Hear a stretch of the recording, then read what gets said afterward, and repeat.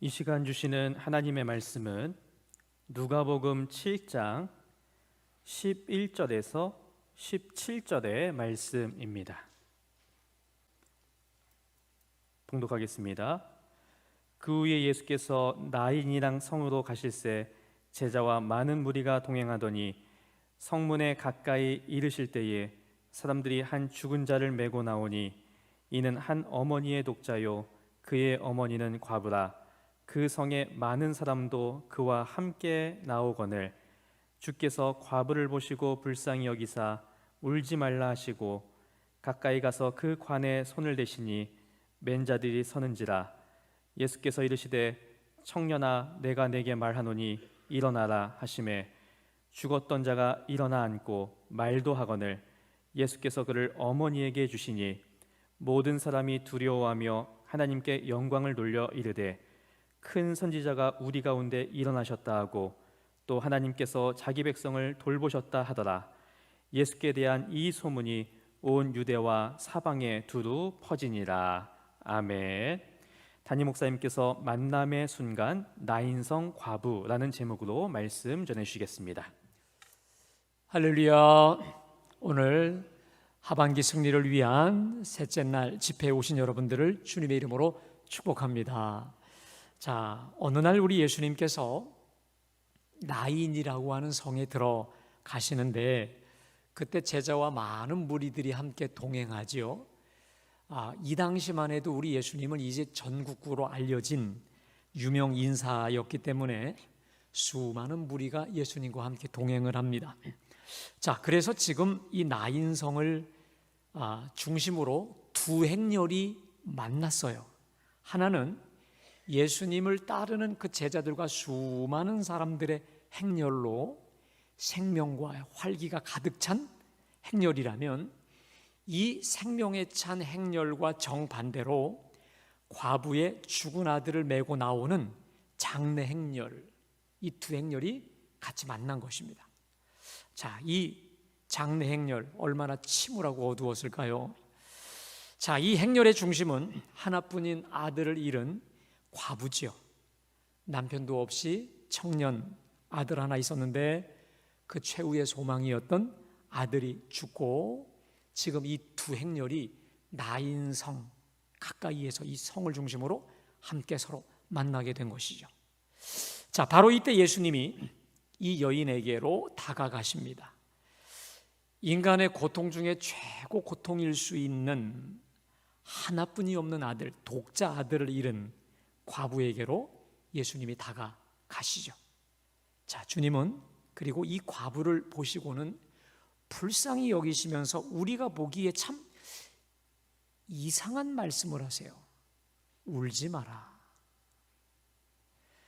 여러분, 우리가 상을 당한 집을 가게 되면 그 슬픔을 당한 분들에게 참 할 말이 쉽지 않습니다. 위로할 말도 참 찾기가 쉽지 않아요. 여러분, 기껏 해봤자 이런 말이죠. 어떡하시죠? 어떡하죠? 얼마나 상심하십니까? 또 힘내세요. 뭐 이런 정도의 말이 아니겠습니까? 자, 그런데 그런 상황에서 우리 예수님께서 울지 마라. 여러분, 예를 들어 여러분들이 우리 장례 난 가정에 가서 울지 마라. 여러분, 이렇게 할 말 못합니다. 같이 붙들고 울어도 시원치 않은 판에 울지 말라니, 누가 이렇게 말할 수 있을까? 자, 이렇게 말할 가능성은 두 가지입니다. 하나는 철이 없고 개념이 없는 사람이 세상 물정 모르는 가운데 지금 무슨 일이 벌어지는 줄 잘 몰라요. 그러면서 상황 파악 못하고 왜 이렇게 우세요? 그만 우세요라고 철부지가 하는 말이 수 있고, 또 하나는 이런 경우 있겠죠. 다른 엄청난 대안이나 희망을 가지고 있어서 울지 마세요 라고 이야기할 수 있을 것 같습니다. 그러니까 지금 이 상황에서 울음을 그치게 할 능력 있는 사람만이 울지 말라라고 할 수 있는 거 아니겠습니까? 그렇죠? 자, 그럼 우리 예수님께 그 능력이 있어서 이 말씀하신 건데, 이 능력이 과연 무엇일까? 자, 여하튼 간에 그건 좀 이따 제가 말씀드리겠고, 울지 말라 말씀하신 뒤에 예수님은 그 상여 가까이 가셔서는 죽은 아들의 관에 손을 대요. 자, 관에 손을 대는 행위는 이 범상한 일이 아닙니다. 여러분 잘 보십시오. 지금 예수님께서 관에다 손을 대니까 상여를 메고 가던 사람들이 멈추어 서죠. 좀 이상한 것은 우리나라 문화에서는요, 상여가 지나간다고 상여가 누가 거기다가 관에다 손을 댄다고 멈추지 않습니다. 제가 천목회지에서 동네가 시골이지 않습니까? 시골이다 보니까 장례가 자주 나면 이 꽃상여 이게 자주 나가거든요. 그때 제가 상여지기 많이 했습니다. 이런 경우죠. 하도 그 상여 지는 사람들이 없으니까 안 나오면 5만 원씩을 물게 하는 거예요. 각 가정별로. 그래서 돈 안 낼래? 그럼 나와. 뭐 이런 거예요. 그리고 또 상여 못 지면 앉아? 그러면 5만 원 내. 뭐 이런 거였어요.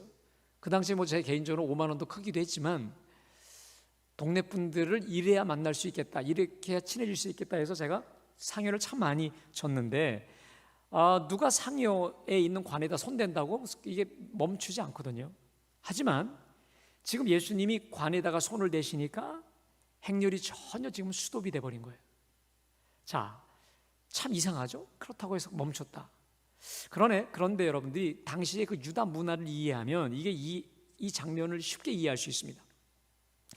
당시 유대인들에게는 이 정결에 대한 예식 그리고 법이 아주 철저했는데 그 중에 하나 이런 게 있었습니다. 이방인들에게 손을 내민다, 악수한다. 그럼 부정해져요. 그래서 손을 내밀지 못하게 했어요. 또 하나가 어느 경우에 부정해지냐면 시체에다가 손을 대거나 관에다가 손을 댄다. 그럼 부정해지는 것이죠. 그래서 장례를 치를 때도요, 특별한 사람만 시신이나 혹은 관에다가 손을 댔죠. 뭐 일가족들.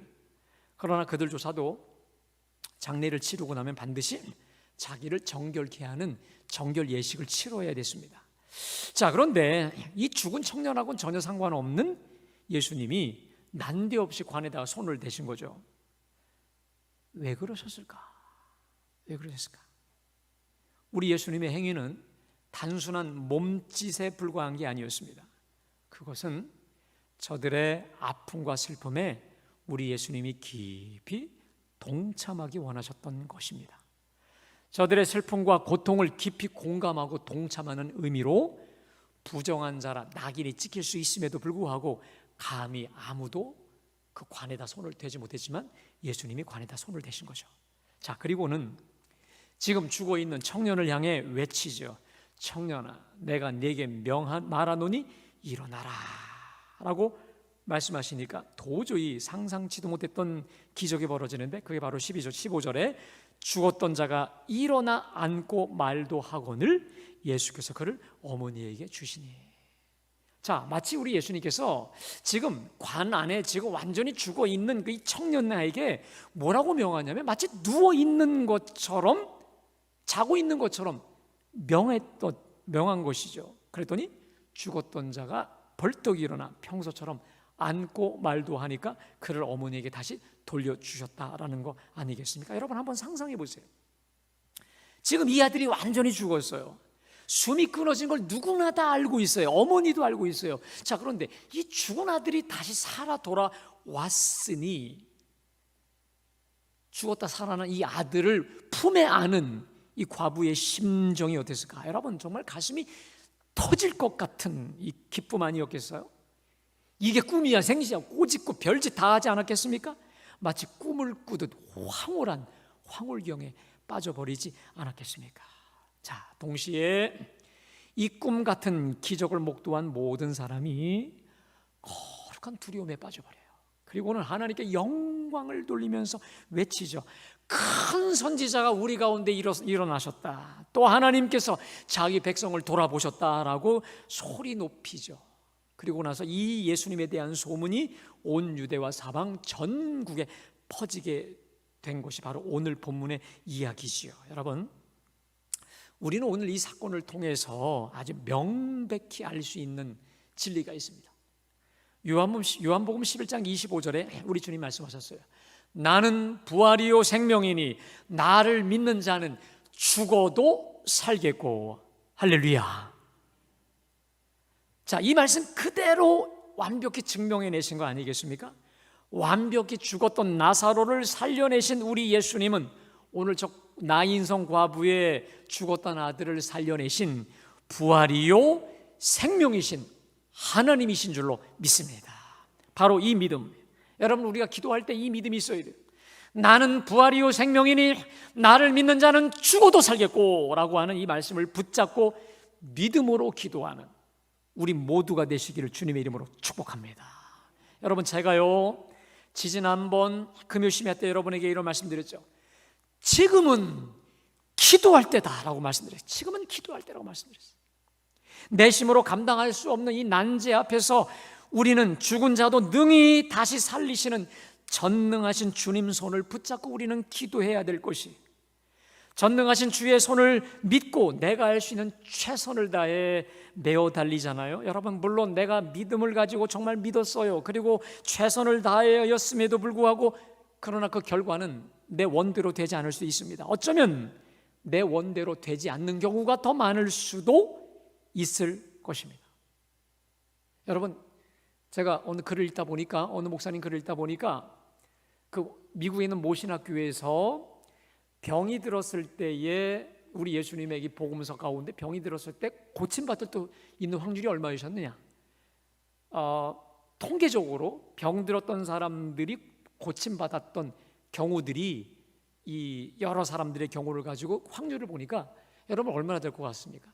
물론 정확한 건 아니지만 한 50% 조금 넘는다고 하니까 사실 병이 들었을 때 내가 기도해서 응답받는 확률이 사실 그렇게 많은 것만도 아닌 것이기도 하죠. 어쩌면 내가 기도하지만 내 원대로 되지 않는 경우가 더 많을 수도 있을 것입니다. 근데 여러분, 내가 믿고 최선을 다해 간구했음에도 불구하고 응답되지 않는 그 부분, 그것은 사실 나보다 나를 더 잘하시는 우리 하나님의 신비에 맡길 수밖에 없는 것이죠. 그것조차도 합력하여 선을 이루시는 우리 하나님의 선하신 섭리가 아니겠습니까? 그러나 여러분, 내가 지금 기도해야 될 이때에 이 기회를 놓치지 않고 하나님께 목숨 걸고 내가 기도하죠. 그렇게 되면 비록 그 결과가 내 원대로 되지 않아도 어떤 결과가 나타나느냐? 내가 기도로 우리 예수님께 바짝 붙어서 더 가까이 가는 도중에 우리 주님과 우리 하나님과 얼마나 가까워지는지 몰라요.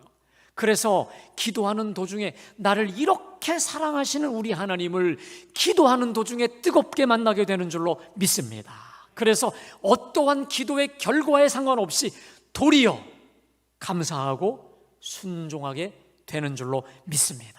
결과가 내 원대로 되지 않아도 오히려 이런 기도를 갖다 주세요. 아버지, 내 원대로만 없이고 아버지 원대로 되기를 원하나이다.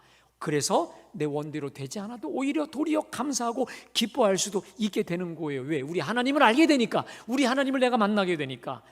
아울러 그런 경우도 있지만 기도로 내어 달리는 중에 주께서 내 소원 이상으로 오늘 죽은 과부의 아들을 살리시는 기적을 체험하기도 한다는 것이죠. 그러나 기도해야 될 그때에 기도하지 않죠? 그러면 여러분, 응답되든 응답되지 않 이걸 떠나서 두고 후회만 남아요. 그때 좀 더 내가 기도했을 거예요. 내가 그때 좀 더 부르짖었으면 계속 이렇게 후회만 남아요. 사랑하는 여러분, 정말로 후회 없고 여한 없이 우리 하나님께 내어 달릴 수 있게 되기를 주님의 이름으로 축복합니다.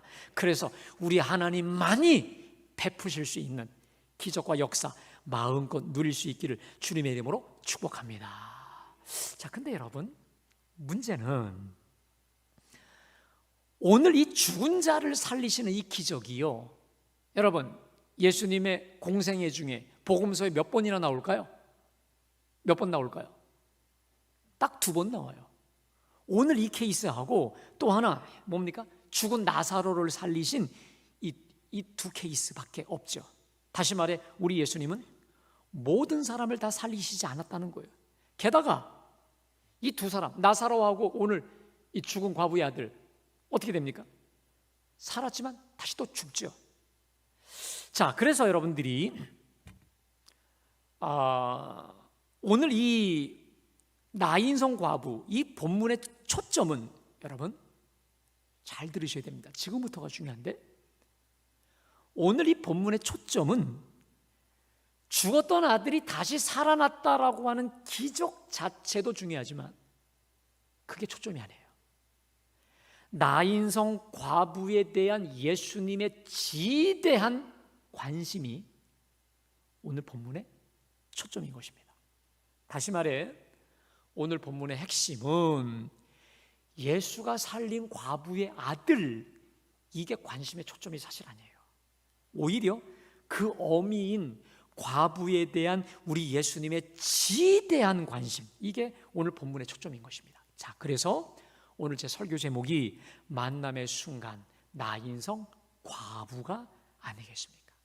자, 그래서 지금부터 우리가 이제 봐야 될 초점이 뭐냐면, 과연 우리 예수님께서 이 나인성 과부에 대해 얼마나 지대한 관심을 가지고 이 사람에게 다가가 만나 주셨는지, 그 과정을 우리가 좀 세밀하게 우리 이 예수님의 행적과 말씀을 좀 살피고자 합니다. 자, 여러분, 제가 설교 초두에 여러분에게 말씀드렸듯이 지금 예수님은 무명 인사가 아니라 이미 전국구로 소문난 소위 슈퍼스타였습니다. 그래서 예수님이 가는 곳은 정말 인산인해를 이룰 정도로 수많은 행렬이 예수님께 달라붙었다라고 하는 것이죠. 그러다 보니까 우리 예수님이 식사하실 겨를도 없어요. 그 다음에 잠시 눈을 붙이실 시간도 없으실 정도로 정말 바쁘신 예수님이셨습니다. 자, 그런데 그렇게 바쁘신 예수님이 지금 어디로 급하게 가고 계셨냐? 자, 우리 11절 말씀, 11절 좀 띄워주세요. 우리 11절 말씀 다 같이 봉독합니다. 시작.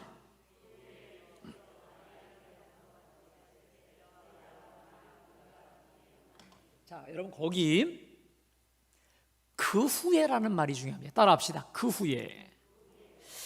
자, 이 그 후에라는 게 뭐죠? 앞뒤에 맥락이 있다는 것이죠. 자, 그러면 그 후라고 했을 때 그는 도대체 어디였냐 이 말이에요. 다시 말해, 어디서 어디로 가느냐라는 것이죠. 그것은 바로 직전에 가버나움이라고 하는 곳이 있었습니다.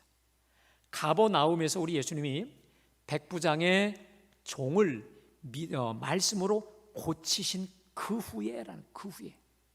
그러니까 장소로 말하면 가버나움에서 지금 어디로? 나인으로 가는 것입니다. 자, 지도를 좀 띄워주세요. 자, 우리 생각에는 바로 옆 동네 가는 것으로 알고 있어요. 그렇죠? 그 후에 그런 걸 알고 있는데, 보시면 여러분, 저 가버나움이 어디입니까? 저 북쪽이죠. 거의 저 북쪽 끝쪽에서 나인이 어디냐? 여러분, 남서쪽, 저 엄청나게 먼 곳입니다. 자, 키로로 말하면 50km가 넘는 곳인데, 이 가버나움은 해수면이 183m 아래 갈릴리 해변 이 북쪽에 있죠. 자, 그에 비해서 여러분 보시겠지만 나인성은 가버나움에서 남서쪽 거의 50km 떨어진 해발 213m 지점에 있습니다. 근데 저기서 절로 가려면 여러분 보시겠지만 주로 산지입니다. 산을 끼고 있고 경사길이 장난이 아닌 곳이기 때문에, 자, 보통 장정의 걸음으로 갈 때 그 당시로 한 이틀 잡아야 되는 거예요. 근데 저기 이제 성지순례를 하는 분들 말에 의하면 이제 도로가 좋아져서 아주 이게 반듯하게 이제 포장 도로를 만들었대요. 젊은 장정들이 저기를 이제 걸어갔을 때 한 12시간, 쉬지 않고 갔을 때 12시간이었다고 하니, 여러분 생각해 보세요. 이제 절 보여주셔야 됩니다. 예수님이 지금 혼자 걸어가냐고요? 누구하고 걸어가는 거예요? 제자들과 인산인해를 이룬 수많은 사람들과 함께 지금 다급하게 어디서 어디로? 가버나움에서 어디로? 나인으로 가고 있어요. 자, 그런데 더 정확히 말씀드리면 나인성에 지금 무슨 타이밍에 맞춰 가야 되는 겁니까? 장례 행렬을 맞춰야죠. 저 장례 행렬 조금만 어긋나면 어떻게 됩니까? 못 만나요. 그럼 이제 어디 묻거나 뭐 화정하거나 끝나버리는 거잖아요. 그러니까 여러분, 우리 예수님은 전지전능하신 창조주 하나님이시니까 정말 천리안을 가지고 계시잖아요. 그죠? 전체를 다 사람 깊숙한 것까지도 보시는데 지금 약 이틀길 되는 그 거리를 아마 그래서 학자들은 말합니다. 쉬지 않고 잠도 안 주무시고 갔을 거라는 거예요. 먹지도 않고 쉬지도 않고 정말 정신없이 그 타이밍에 맞춰야 되니까 장래 행렬을 딱 만나야 되잖아요. 안 그러면 땅에 묻히거나 화장하겠니까? 그 전에 만나야 되기 위해서 우리 예수님이 얼마나 치밀하고 철저하고 완벽하게 그 시간 맞추기 위해서 그 수많은 에워싸는 사람들 그거 연연하지 않고 갈래니 여러분 자기 혼자 가는 것도 아닌데 얼마나 우리 예수님께서 정말 뛰다시피 그 타이밍에 맞게 가셨을까? 누구 만나려고? 그 여인 만나려고.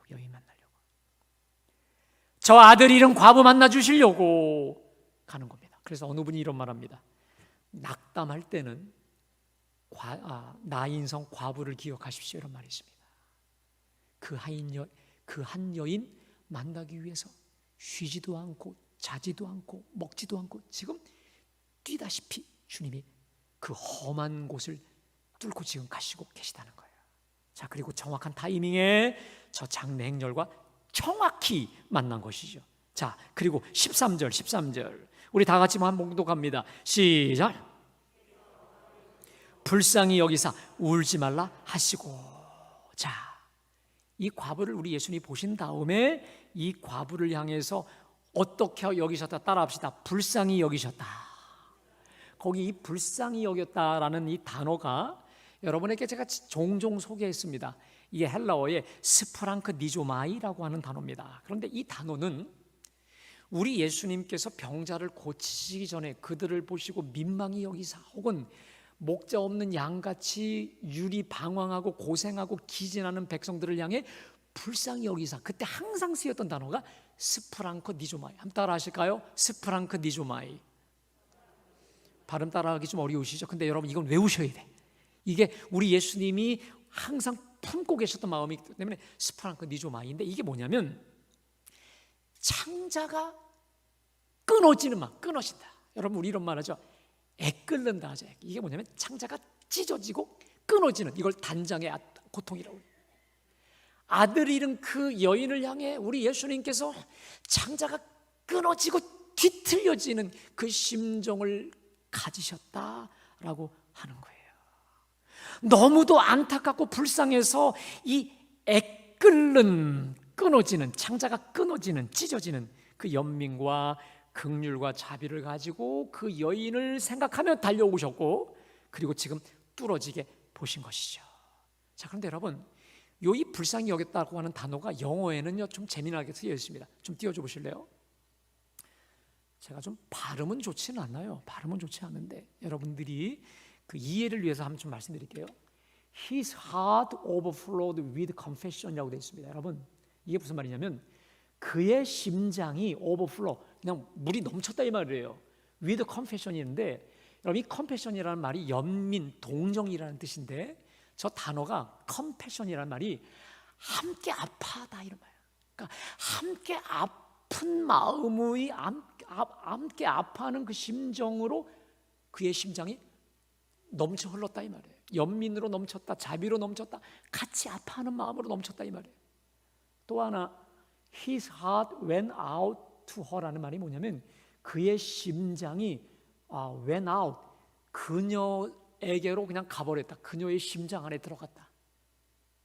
그녀의 슬픔, 그녀의 애통을 그대로 느낄 만큼 그녀의 심장 안에 들어갔다. 여러분 이게 불쌍히 여기는 마음, 단장의 아픔, 또 같이 고통스러워하는 그 마음을 가지셨다 이 말이죠. 여러분 제가 갖기를 원하는 그 마음이 바로 저 마음이에요. 저 마음. 우리 교우들이 기뻐할 때 내가 정말 항상 더 그렇게 같이 기뻐하고 교우들이 슬퍼할 때 같이 내가 슬퍼하고 그 마음 그대로 느끼기 원하는 게 저의 마음이거든요.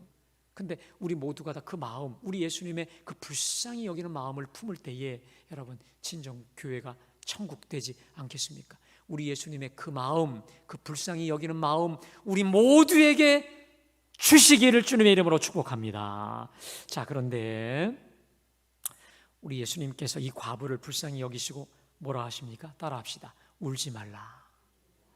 여러분, 저는 오늘 제 설교에 가장 중요한 구절을 뽑으라면 따라합시다. 울지 말라. 이게 결론입니다. 결론입니다. 여러분들이 제가 이 설교 드리고 나서 여러분들이 계속 이 말씀을 좀 묵상하면 좋겠습니다. 이 말이 뭡니까? 지금 이 여인이 울고 있다는 거예요. 어떻게 울었을까? 어떻게 울었을까? 그냥 찔끔찔끔 울었을까? 목 놓아 울었을 것이죠. 통곡하며 울었을 것이죠. 왜냐? 그 마음속에 어떤 마음입니까? 이제는 끝이다 라고 하는 절망의 생각 때문에 그래요. 여러분 한번 생각해 보세요. 원래 이 여인에게는 누가 최고의 소망이었습니까? 죽기 전에 남편이었죠. 자, 그런데 그렇게 믿었던 남편이 죽었을 때 억장이 무너졌을 거예요. 그러나 그럼에도 억장이 무너졌지만 그래도 절망하지 않을 수 있었던 하나의 끈이 뭡니까? 저 아들, 독자 아들 아니었겠습니까? 그러니까 그 아들은 그냥 아들이 아니라 남편의 분신 그 이상과 이상의 아들이었을 거 아니겠습니까? 그런데 참 우리 하나님이 안타까우시게도 한 가지 남은 소망밖에 없는 아들, 그 아들까지 죽었으니 이젠 정말 끝이다. 끝이다. 울면서 또 끝이다. 또 정신 차려보니까 또 끝이. 아무리 생각해봐도 여러분, 우리가 그 생각하셔야 돼요. 옛날 2000년 전에 그 여인과 지금 여인은 달라요. 여러분, 지금은요 그래요. 굳이 결혼 안 하고 뭐 안 해도 얼마든지 이 직장 생활이 가능하잖아요. 그 당시는 과부가 되면요 할 수 있는 게 하나도 없는 거예요.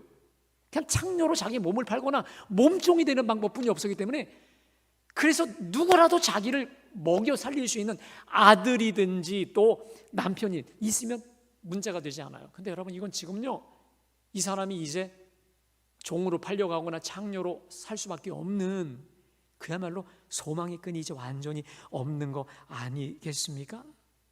근데 우리 주님께서 목 놓아 울고 있는 여인에게 뭐라고 말씀하셨다고요? 울지 마라. 자, 제가 설교 초두에 말씀드렸어요. 지금 이렇게 상중에 있는 이 사람에게 울지 말라, 이 말은 제가 말씀드렸죠. 첫 번째, 다른 할 말이 없거나 분위기 파악하지 못하는 사람의 값싼 위로일 수 있다. 그렇죠? 철부지.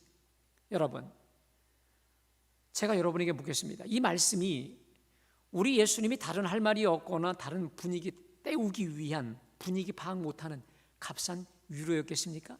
그거 아니죠. 그게 아니고 그럼 뭐예요?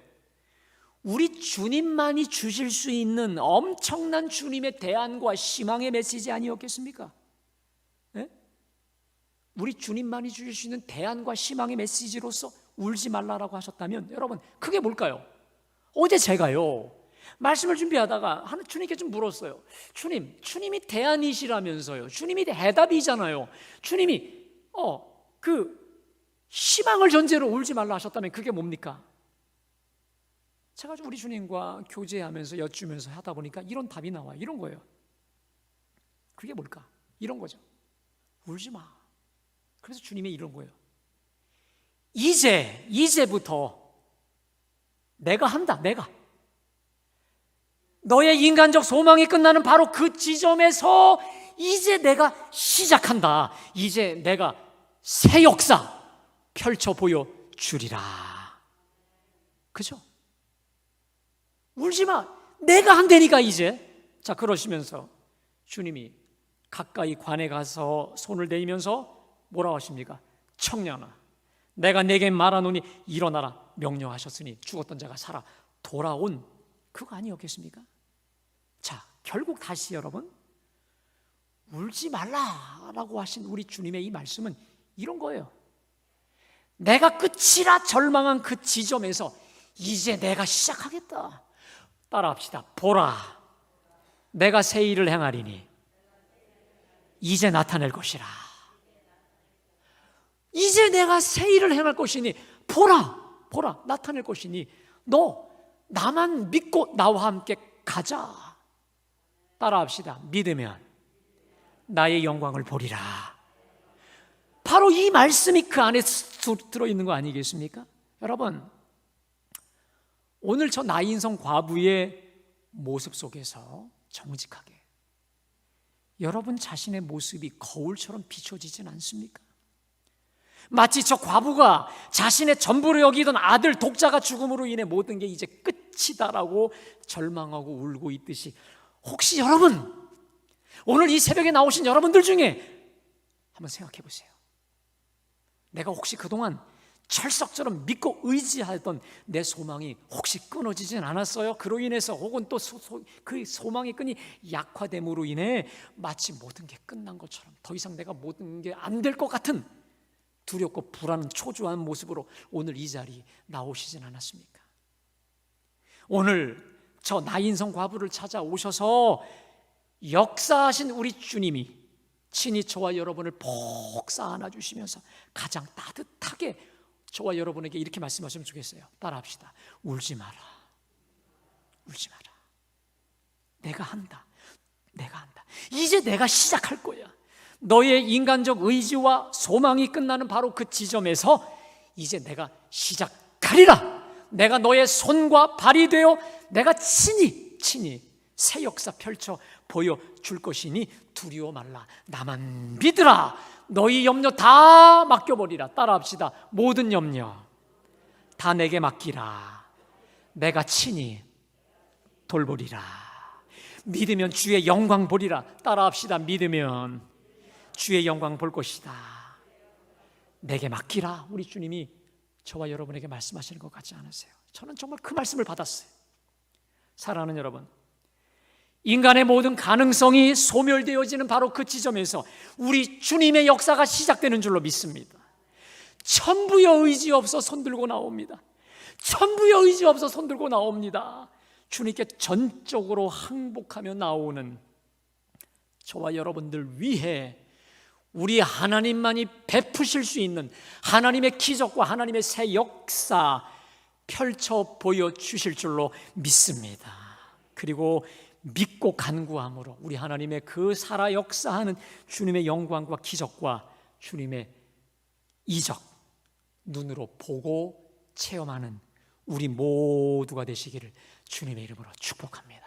다시 말씀드립니다. 인간의 모든 소망과 인간의 모든 가능성이 소멸되는 그 지점에서 우리 주님이 이제 시작하십니다. 주님의 역사가 시작된다는 거예요.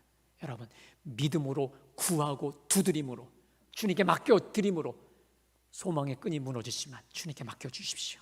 맡겨버리십시오. 주님이 말씀하십니다. 이제 내가 한다. 아멘. 그 역사를 기대하며 날마다 주의 영광 체험하는 우리 모두가 되시기를 주님의 이름으로 축복합니다. 여러분, 이 시간에 오늘 주신 말씀 기억하시면서 아무것도 염려하지 말라, 두려워 말라, 우리 찬양 드리겠습니다.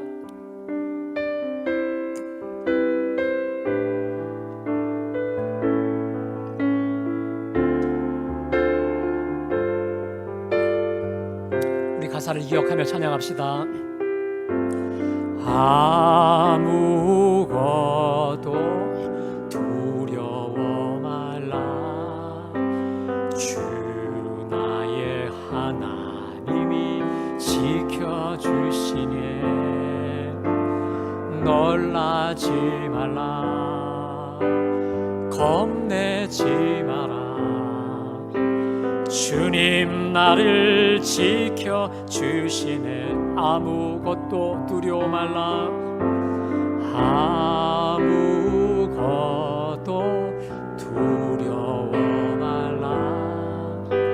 주 나의 하나님이 지켜주시네. 놀라지 마라. 겁내지 마라. 주님 나를 지켜주시네.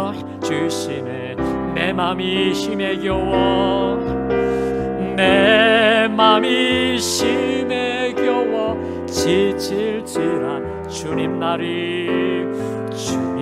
나를 지켜주시네. 세상에 험한 풍파 몰아칠 때도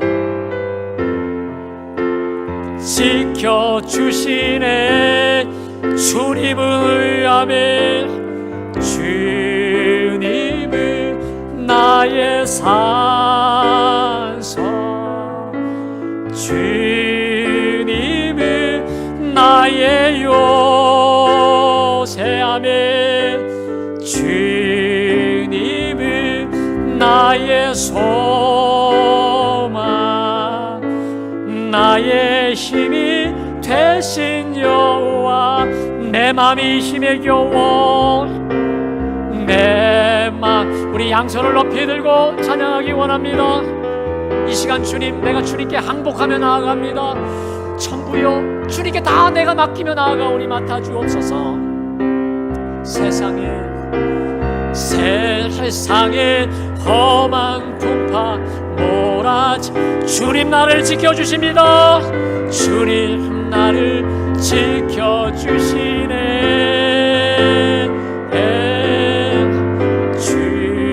주님은 나의 산성, 주님은 나의 요새, 주님은 나의 소망, 나의 힘이 되신 여호와. 주님은 나의 산성, 주님 나의 산성, 주님 나의 요새, 주님은 나의 소망, 나의 힘이 되신 여호와. 여러분, 이 시간 우리 기도할 때 이렇게 기도하겠습니다. 주님, 오늘 나 인성 과부에게 오셔서 그를 위로하시고 그의 구원이 되신 주여, 이 시간 나에게 오셔서 나를 구원하시고 위로하여 주시옵소서. 울지 마라, 이제 내가 새 일을 행하리라 말씀하신 대로 이제 나에게 오셔서 주님의 일, 주님의 새 일, 새 기적, 새 역사 베풀어 주시옵소서. 우리 주여 세 번 부르며 다 같이 기도합시다.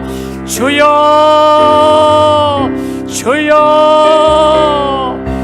주여.